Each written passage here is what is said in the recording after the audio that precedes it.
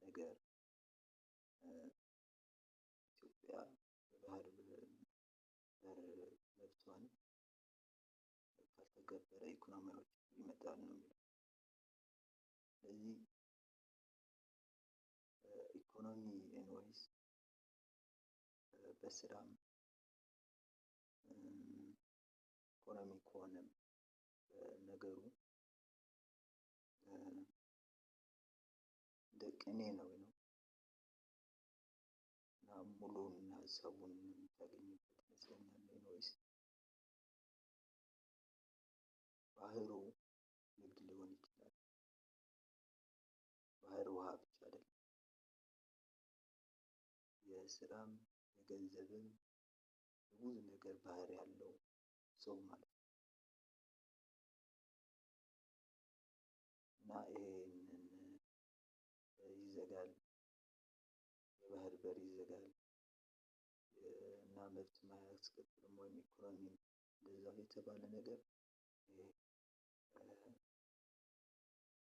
በኢትዮጵያ የሌለ ነገር ነው።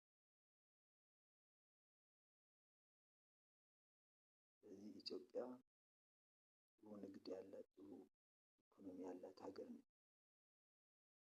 ኢትዮጵያ የባህር በርም አላት በቅኔው መሰረት ማለት ነው።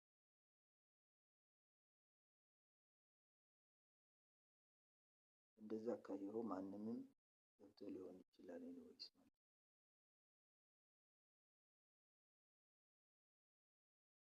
ስለዚህ የባህር የምንለው ህይወታችን ነው። የህይወታችን የባህር በር ነው። ኢትዮጵያውያን ነን። የባህር በር ነው ህይወታችን።